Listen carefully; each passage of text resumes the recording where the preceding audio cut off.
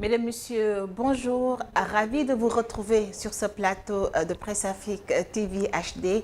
Bienvenue dans cette revue des unes des journaux de ce mercredi. C'est parti ce jour avec les Échos qui nous informent à sa une de l'immigration irrégulière. Les États-Unis sanctionnent les compagnies aériennes passeurs de migrants, des restrictions de visa appliquées aux propriétaires, actionnaires et dirigeants de ces vols chartiers. Toujours les Échos nous informent du rabat d'arrêt de Ousmane Sonko. Le journal nous donne les points positifs et les limites d'une décision et aussi les risques. La bonne nouvelle, les juges de la chambre administrative ne siégeront pas, mais aussi la mauvaise nouvelle, c'est qu'il n'y a pas de procédure d'urgence en cas de rabat d'arrêt.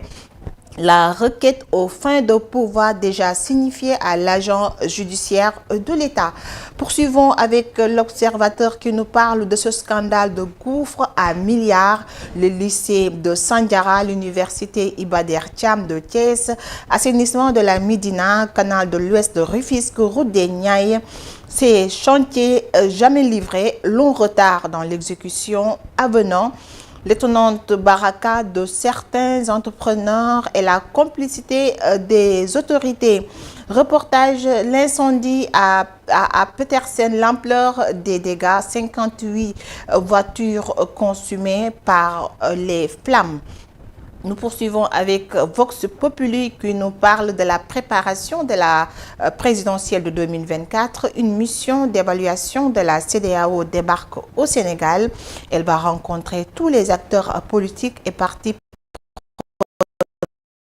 nécessaires à un environnement propice à la tenue d'élections politiques et crédibles. Alors, parrainage, fichier, encre, carte électorale, gestion du scrutin, les fortes recommandations du F24.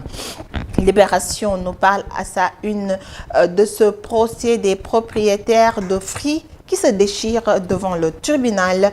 Le juge tord le bras à Amadou Meng et Aïe Tofodi. Ils ont été sommés de convoquer sans délai les assemblées générales ordinaires annuelles de Saga Africa Limited Holding et de Mobile Cash. Sous astreinte de 5 millions de francs CFA par semaine de retard. À l'origine, deux assignations de Maya Sénégal, un des actionnaires du holding. Besbi le jour nous parle de ces recommandations du F24.